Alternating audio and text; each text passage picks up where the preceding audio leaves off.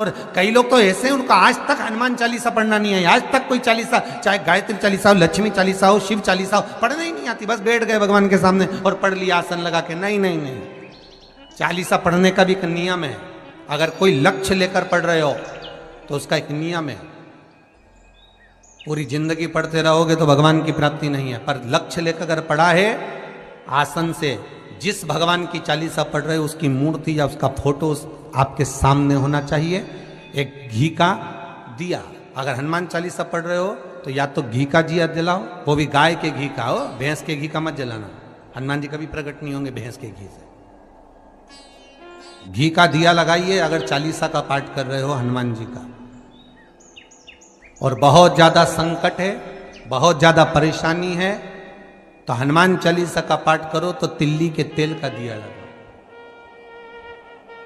काली तिल के तेल का दिया, तिल का तेल का दिया हनुमान जी के सामने आसन बिछाकर।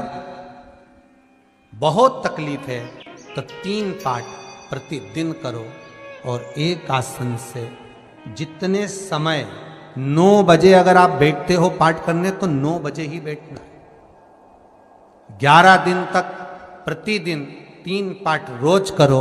एक पानी का लोटा, कलश, तांबे का जल अर्थात तांबे का लोटा हो, स्टील का लोटा हो, तुम्हारे पास जो कलश हो उसमें जल भरकर, एक सिक्का उसमें पटक कर, एक लौंग पटक कर प्लेट से ढक कर रख दो और प्रतिदिन बस टाइम पर बैठकर पाठ करो। 11 दिन पूर्ण होंगे, जिस कामना से आपने पाठ करा है बस वो सिक्का, वो लौंग कलश में से निकाल लो, जल का आचमन करो और जिस काम के लिए करा है वो जल उस प्रयोग में ले लो। उस प्रयोग, किसी से बात करने जाना है तो वो जल पी कर जाइए, कोई से हाथ मिलाना है तो वो सिक्का, वो लौंग अपने हाथ में रखिए, अपने साथ रखिए।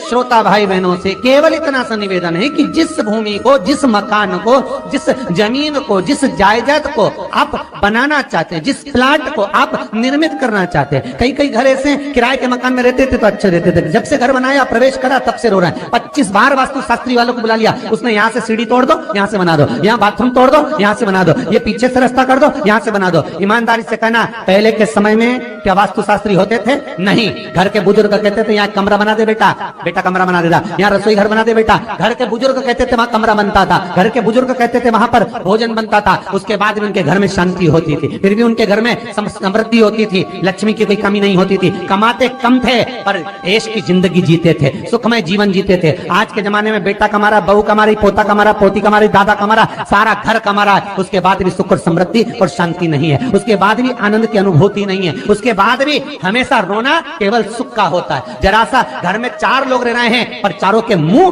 भगोने जैसे रहते हैं, एक तपेले जैसा मुंह, एक भगोने जैसा मुंह, एक थाली जैसा मुंह, एक बल्टोई जैसा मुंह, सब कोई बोलने को तैयार नहीं, क्योंकि जब जब बोले तो बर्तन की आवाज आए तो बोलेगी। एक माँ बैठी टीवी के सामने, एक माँ बैठी, एक सोफे पे बैठा, बोले ही नहीं आपस में। वो सुख गया का महाराज। कई लोगों के मैसेज आते हैं, गुरुजी हम बड़े दुखी हैं, कारण क्या है? बस कारण इतना सा है कि आपने जब मकान का निर्माण कराया, वास्तु शास्त्री को बुलाया, इंजीनियर को बुलाया, सब ठेकेदार को बुलाया, सबको बुलाकर मकान, प्लाट, जमीन, जायदाद सब दिखवाया, पर आपने उस भूमि पर पद्म पुराण कहती है, धेनु मानस कहती है, स्कंद पुराण कहती है कि उस प्लाट पर आपने 3 दिन तक एक गौ माता को नहीं बांधा। 3 दिन तक एक गाय को उस प्लाट पर बांध कर चारा खिलाते, ना वास्तु शास्त्री को बुलाने की जरूरत पड़ती, ना कभी समृद्धि की, ना सुख की जरूरत पड़ती, क्योंकि गाय उस जगह से सारी इंद्रियों को आनंदित देकर सुख प्रदान कर देती है। उस जगह के सारी रोग, बीमारी, कष्ट, तकलीफ, दुख को गौ माता खींची। गौ माता जैसी जगत में कोई नहीं हो सकता। हाथ में घड़ी नहीं बांधती गौ माता, पर 4 बजे आपके यहाँ रोटी मिलती है तो 4 बजे खड़ी मिल जाती है। 3 बजे भोजन मिलता है तो 3 बजे आपके दरवाजे पे मिल जाती है। 1:30 बजे भोजन दोगे तो 1:30 बजे ही मिलेगी। 1:20 पे दोगे तो 1:20 पे ही मिलेगी। कोई घड़ी नहीं बांधती, फिर भी समय पर आ जाते हैं। क्यों? क्योंकि भगवान ने उसको ऐसा बनाया है, 33 कोटि देवताओं ने उसमें ऐसा विराजमान कर दिया है कि जगत का वो कल्याण कर सकती है। उसका एक एक अंश जीव का कल्याण करने वाला है, एक एक अंश जगत का उद्धार करने वाला है। पर हम ये आज के युग में हम उसको भूल गए। आज के युग में हम ये सोचते हैं कि हम वास्तुशास्त्री को बुला लें, वो ये बता दे हमने ये फ्लैट बनाया, हमने ये मकान बनाया, इसकी छत कैसी, इसका कमरा कैसा, वो बता देगा, सब कुछ बता देगा। उसके बाद भी लोगों को क्या सुख नहीं है, उसके बाद भी शांति नहीं। फिर चलो तो चलो किसी बाबा जोगी क्या बोल रहे जो ऐसा घूम घूम के बताता, और उसके यहाँ जाकर पूछ लिया, बताओ बाबा जी हमारे घर में शांति नहीं, तो बाबा जी एक ही बात बोले, तेरे ही घर का है जिसने कुछ कर दिया। अब इसको याद आया 15 दिन पहले मेरी जेठानी से लड़ाई हुई थी, उसी ने कुछ करा होगा। अब बताओ बाबा जी ने आपस में ऐसा बीज बो दिया कि घर और जुड़ा हुआ था तो टूट गया। कोई बाबा जोगी सन्यासी तपस्वी साधक उपासक कभी नहीं कहता कि घर का है। हमेशा याद रखो, संसार में किसी की सामर्थ्यता नहीं है कि कोई आपका बुरा कर दे, किसी की सामर्थ्यता नहीं। संसार में किसी की सामर्थ्यता नहीं कि आपका बुरा कर दे, बस आपका बुरा आपका किया हुआ कर्म करता, कोई दूसरा नहीं कर सकता। एक नींबू गिर गया दरवाजे पे तो 14 दिन तक नींद नहीं आई। सीसीटीवी कैमरे में देखो कौन पटक के गया, मेरे को तो 3 दिन से शंका हो रही पड़ोसन। अब बताओ, जब कैमरे में देख लिया तब मालूम पड़ा बेचारा साइकिल वाला सब्जी लेके जा रहा था उसके घर पे और नींबू पॉलीथीन से टपक गया। तब सुकून मिला कि ये नींबू, तब सोई आराम से कि पड़ोसन ने कुछ नहीं किया। ना जाने किसने क्या विद्या कर दी, ना जाने कौन ने कौन सा टोना मार दिया। केवल एक दीवार ऐसी होती है जहां पर हनुमान जी का चित्र लगाया जाता है। चाहे तुम पर्वत उठाने वाला चित्र लगाओ हनुमान जी का, चाहे बैठे हुए लगाओ, चाहे रामायण पढ़ने वाला लगाओ, चाहे लंका दहन करने वाला लगाओ, चाहे राम नाम जपने वाला लगाओ, चाहे लक्ष्मण को संजीवनी देने वाला लगाओ, चाहे मौन मुद्रा में लगा दो, चाहे स्तुति में लगा दो, चाहे भजन में लगा दो। हनुमान जी का कोई भी चित्र लगता है तो ना पूरब में लगेगा, ना पश्चिम में लगेगा, ना दक्षिण में लगेगा। हनुमान जी का अगर चित्र लगता है तो उत्तर की दीवार में दक्षिण को देखते हुए लगता है, केवल एक ही स्थान।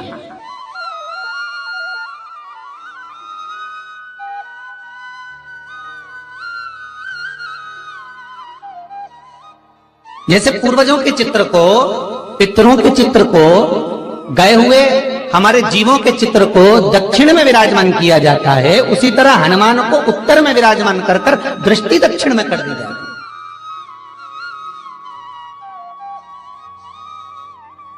घर में हनुमान जी के जितने फोटो होते हैं उसको केवल दक्षिण दिशा में लगा और उत्तर दिशा में लगा बिठा देते हैं, और दक्षिण की ओर उनकी दृष्टि होना चाहिए, दक्षिण की ओर उनका मुख होना चाहिए। क्यों महाराज, अगर व्यक्ति के जीवन में कोई बीमारी आने वाली है, व्यक्ति के जीवन में कोई रोग आने वाला है, व्यक्ति के जीवन में अगर कोई कष्ट आने वाला है, व्यक्ति के जीवन में अगर कोई परेशानी आने वाली है, व्यक्ति के जीवन में कोई एक्सीडेंट का योग भी बनने वाला है, तो शास्त्र कहता है वो दिशा दक्षिण से ही बनता है।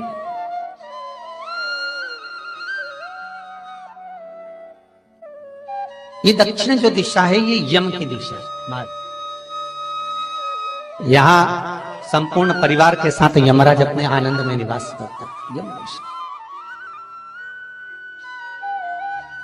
और जब हमारे घर में, हम ये नहीं करें कि आप हनुमान जी का फोटो लगाओ, हम ये भी नहीं करें, आपके घर में हो और आपने अगर विराजमान कर रखा है किसी दिशा में तो हमारा तो निवेदन रहेगा, अभी तक आपने अगर जैसा रखा पर एक बार दिशा बदल कर देखना कि रोग, बीमारी, कष्ट, दुख, तकलीफ में आपको लाभ मिला कि ना मिला।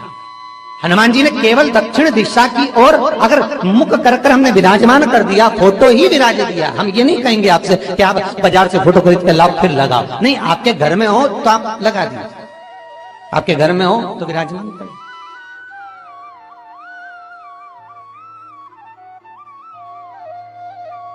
अच्छा, कितनी विपरीतता है वो भी आप जरा जानिएगा महाराज, कि शंकर भगवान के ऊपर जो जल चढ़ाया जाता है उसकी जलाधारी उत्तर में जाती है। कई लोगों को तो आज भी तुलसी उतारना तक नहीं आता कि तुलसी का दल कैसे उतारा जाता है। कई जगह तुलसी के क्यारे के नीचे शंकर जी का शिवलिंग रख दिया जाता है महाराज, नहीं है ध्यान, बस चल रहा है स्मरण।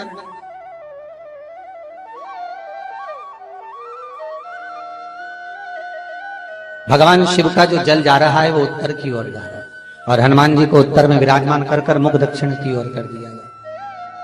क्यों? प्रबल दिशाओं में उत्तर और दक्षिण, महाराज ये जो दो दिशाएं इनको साधने के लिए कोई देवता आगे नहीं आता। अगर इन दिशाओं को कोई साधने वाला है तो केवल एक देवाधिदेव महादेव ही हो सकता है। काल का हरण करने वाला वो महाकाल ही हो सकता है।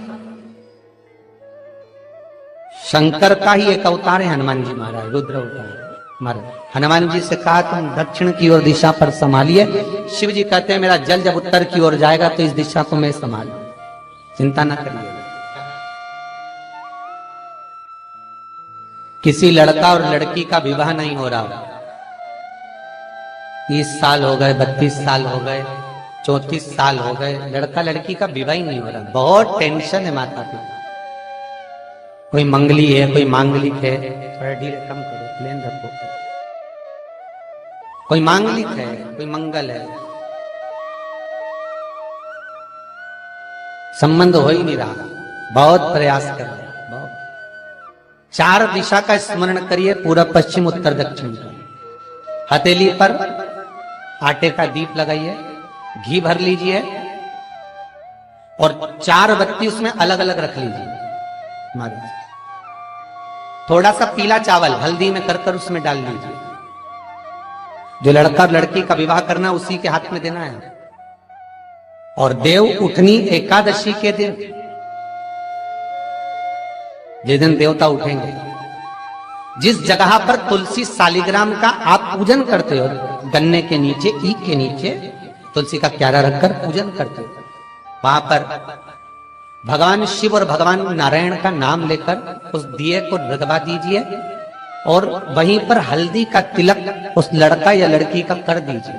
श्री शिवाय नमस्तुभ्यं।